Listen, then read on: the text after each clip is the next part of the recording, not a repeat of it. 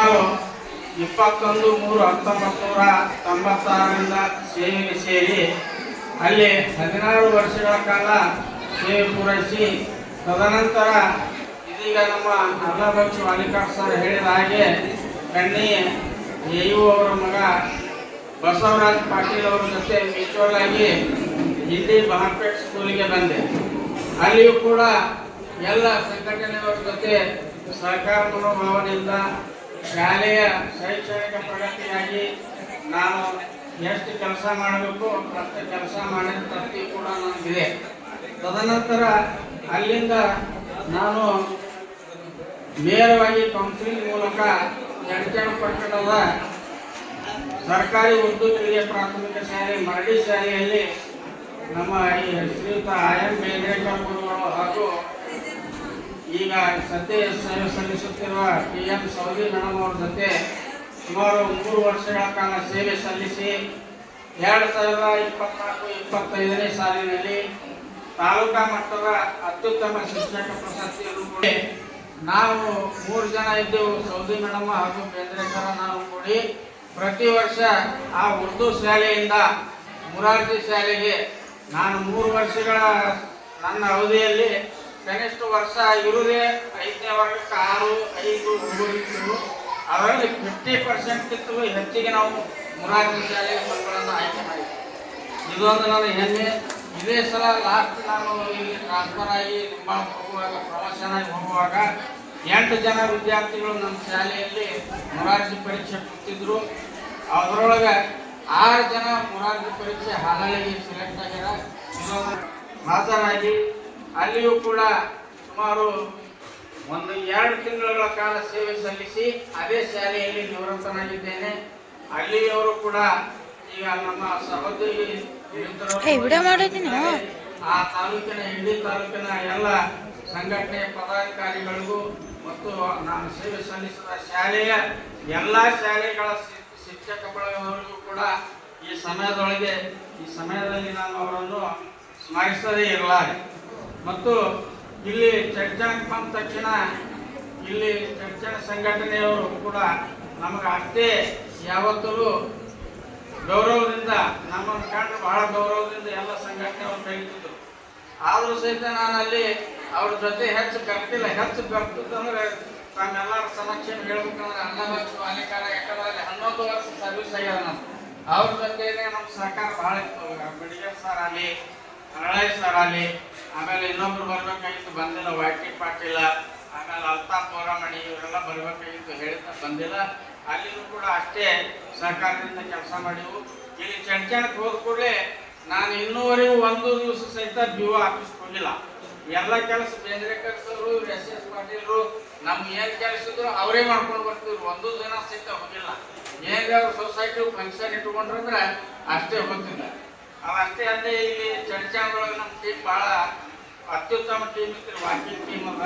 30-35 ಜನ ವಾಕಿಂಗ್ದವ್ರು ಇದ್ದೆವು. ಸಾಯಂಕಾಲ ಬೆಳಗ್ಗೆ ಎಲ್ಲ ವಾಕಿಂಗ್ ಟೀಮ್ ವಾಕಿಂಗ್ ಮುಗಿಸ್ಕೊಂಡು ಮತ್ತೆ ಸಾಯಂಕಾಲ 7ರಿಂದ 8-8:30 ತನಕ ಒಂದು ಶಾಲೆ ವಿಷಯ ಅವ್ರು ಹೇಳೋರು, ನಮ್ಮ ಶಾಲೆ ವಿಷಯ ನಾವು ಹೇಳೋರು.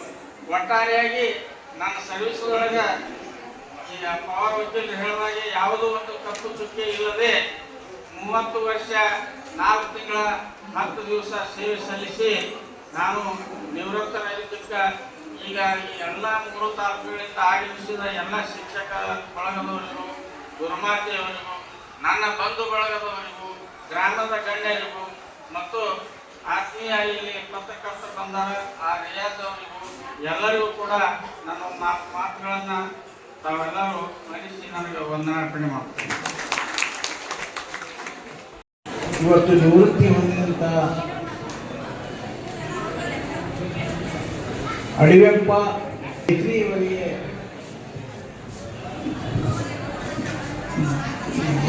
ಶ್ರೀಮತಿ ಸರೋಜಾ ಪೆಂತ್ರಿ ಅವರಿಗೆ ನನ್ನ ನಿರ್ಧರಣ ಖುಷಿ. ಈ ವೇದಿಕೆಯಲ್ಲಿ ಉಪಸ್ಥಿತರ್ತಕ್ಕಂಥ ಸಾನ್ನಿಧ್ಯ ವಹಿಸಿದಂಥ ಬಾಲ ಹಠಯೋಗಿ ಜ್ಯೋತಿ ಪ್ರಕಾಶರಿಗೂ ನನ್ನ ಭಕ್ತಿಪೂರ್ವಕ ನನ್ನ ಖುಷಿ. ತದ್ದೇವಾಡಿ ಗ್ರಾಮದ ಸಮಸ್ತ ಮಠದ ಅಧಿಕಾರಿಗಳು, ಪೂಜ್ಯ ಗುರುಗಳಾದಂಥ ಮಹಾಂತೇಶ್ ಸ್ವಾಮಿಗಳಿಗೆ ನನ್ನ ಭಕ್ತಿಪೂರ್ವಕ ನಮನಗಳನ್ನು ಅರ್ಪಿಸಿ, ಈ ವೇದಿಕೆ ಮೇಲೆ ಉಪಸ್ಥಿತಕ್ಕಂಥ ಉಸ್ತುವಾರಿ ಸಚಿವರ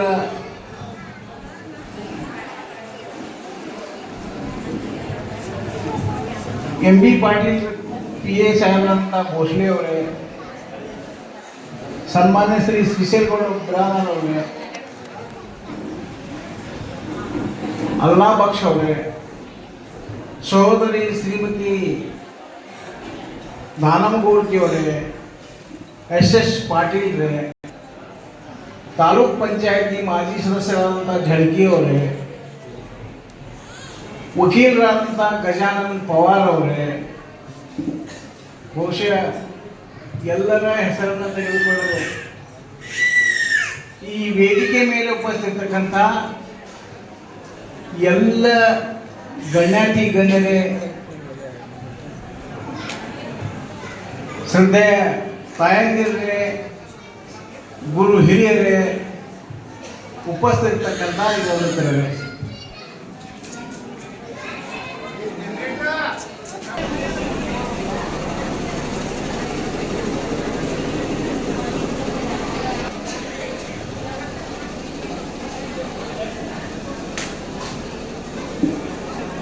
ಈ ಸಭೆಯ ಘನ ಅಧ್ಯಕ್ಷತೆಯನ್ನು ವಹಿಸಿದಂಥ ಭೀಮಶಾ ಮೇತ್ರಿ ಅವರೇ,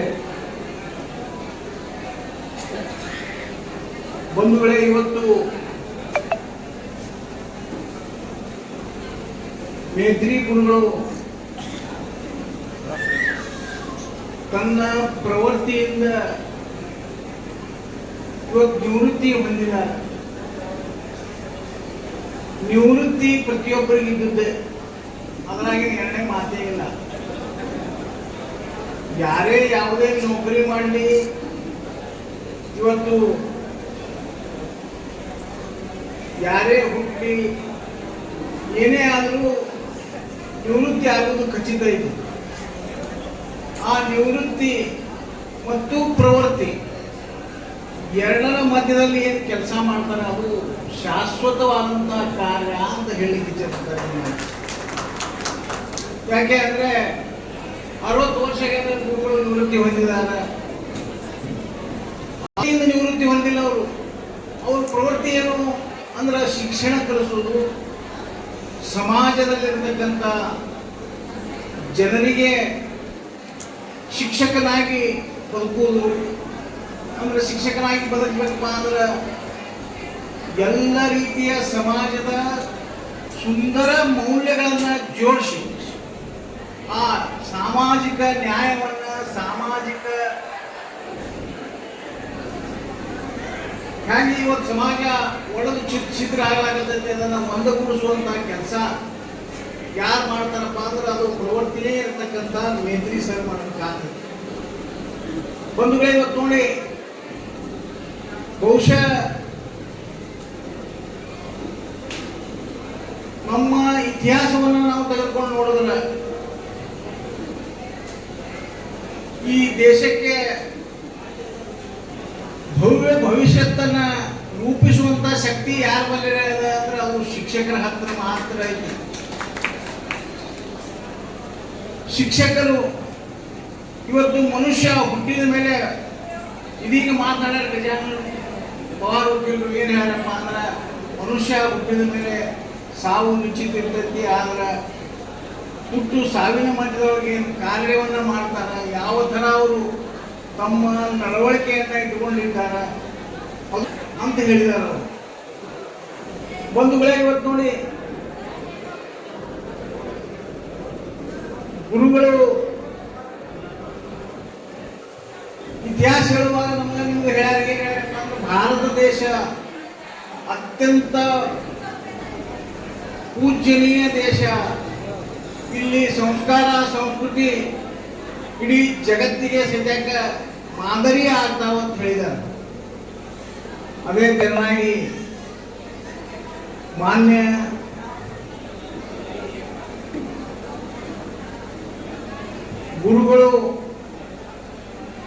ನಮಗೆ ಮಾರ್ಗದರ್ಶನ ಮಾಡ್ತಾ ತಪ್ಪಿದ್ದಲ್ಲಿ ತಿದ್ದಿ ಎಡವಿ ಬಿದ್ದಾಗ ಎಬ್ಬಿಸಿ ನಮ್ಮನ್ನ ಸರಿಯಾದ ದಾರಿಗೆ ಕಲಿಸುವಂತ ಪ್ರವೃತ್ತಿ ಏನೈತಲ್ಲ ಅದು ಬಹಳ ಮುಖ್ಯ ಅಂತ ನನ್ನ ಅನಿಸಿಕೆ ಇದೆ. ಬಂಧುಗಳೇ, ಇವತ್ತು ಮೇತ್ರಿ ಸರ್ ಬಹುಶಃ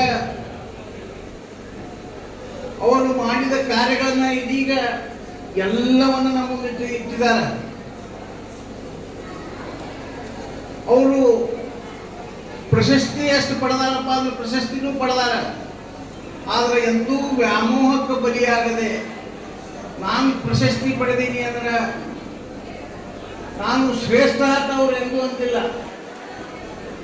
ನಾನು ನನ್ನ ಸೇವಾ ಭಾವನೆಯನ್ನ ನಿಮ್ಮ ಮುಂದೆ ಇಡ್ತೀನಿ ಅಂತ ಯಾರು ಸೇವೆ ಮಾಡಿದಪ್ಪ ಅಂದ್ರೆ ವಿಶೇಷ ರೀತಿಯಿಂದ ನೋಡ್ಬೇಕಂದ್ರೆ ಗುರುಗಳು ಬಹುಶಃ ಮೊದಲ ಹಿಂದಿನ ಇತಿಹಾಸದಾಗ ನೋಡಿದ್ರ ಗುರುಕುಲ ಇರ್ತಿದ್ರು, ಗುರುಕುಲ ಅಂತಿದ್ರು ಅವಾಗ ಅವರು. ಹಾಗಂದ್ರೆ ಗುರುಗಳಿಗೆ ಹುಡುಕೋದು ಶಿಷ್ಯರು ಹೋಗ್ತಿದ್ರು. ಈ ಕಾಲ ಎಂತ ಬಂದೈತಪ್ಪ ಅಂದ್ರೆ ಶಿಷ್ಯರಿಗೆ ಹುಡ್ಕೋದು ಗುರುಗಳು ಬರ್ತಾರೆ. ಅಂದ್ರೆ ನಾವು ಶಾಲೆಗೆ ಹೋಗ್ತೇವೆ, ಗುರುಗಳು ಶಾಲೆಗೆ ಬರ್ತಾರೆ. ಇವತ್ತ ಒಂದೇ ವಿಷಯವನ್ನ ಅವಾಗ ಹೆಂಗೆ ಹೇಳ್ತಿದ್ರಪ್ಪ ಅಂದ್ರೆ ಒಂದೇ ಒಬ್ಬನೇ ಗುರು ಎಲ್ಲವನ್ನ ಹೇಳ್ತಿದ್ರು, ಎಲ್ಲಾ ವಿಷಯಗಳ ಬಗ್ಗೆ ಪಾಂಡಿತ್ಯವನ್ನ ಹೊಂದಿದ್ರು. ಆದ್ರೆ ಇವತ್ತು ಪರ್ಟಿಕ್ಯುಲರ್ ವಿಷಯಕ್ಕೊಬ್ಬ ಗುರು ಅದಾನ. ವಿಷಯಕ್ಕೊಬ್ಬ ಗುರು ಇದ್ರು ಸಹಿತ ಈ ದೇಶದಲ್ಲಿ ಏನಾಗಕತ್ತೈತಿ ಅಂದ್ರೆ ಶಿಕ್ಷಣದ ಹಿನ್ನಡೆ ಆಗಾಕತ್ತೈತಿ. ಶಿಕ್ಷಣಕ್ಕೆ ಕೊಡುವಂತ ಮಹತ್ವ ಇನ್ನೂ ನಾವು ಕೊಟ್ಟಿಲ್ಲ. ಅದಕ್ಕೆ ಕಾರಣೀಕರ್ತರು ಯಾರಪ್ಪ ಅಂದ್ರೆ ತಂದೆ ತಾಯಿಯ ನಂತರ 3ನೇ ಸ್ಥಾನ ಇರುವುದು ಗುರುವಿಗೆ. ಇದೀಗ ಸರ್ ಹೇಳಿದ್ರು, ಎಸ್ ಪಾಟೀಲರು, ಮಾತೃದೇವೋ ಭವ, ಪಿತೃದೇವೋ ಭವ, ಆಚಾರ್ಯ ದೇವೋ ಭವ ಅಂತ ಹೇಳಿ.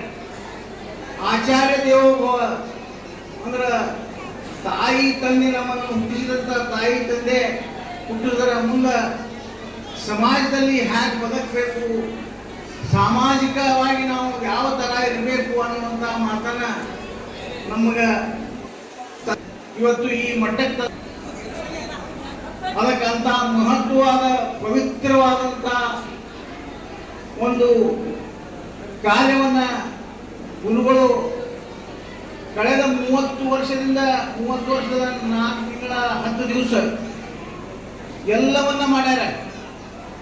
ಹೆಂಗದಪ್ಪ ಅಂದ್ರೆ ಭಾರತದ ಇತಿಹಾಸವನ್ನ 4 ಗೋಲ್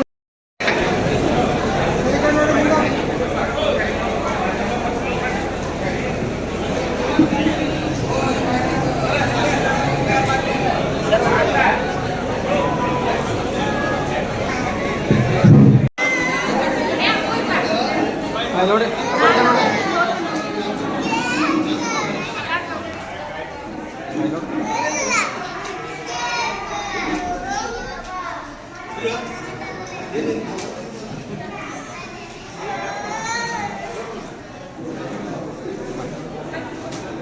ನೋಡ್ರಿ ನೋಡ್ರಿ ಅಣ್ಣ ಕೈತಿಗೆ ರಸಣ ನೋಡ್ರಿ ನೋಡ್ರಿ ಅಕ್ಕೋರಿ ನೋಡ್ರಿ ಸರ್ ಅಕ್ಕೋರ್ ಅಕ್ಕೋರಿ ನೋಡ್ರಿ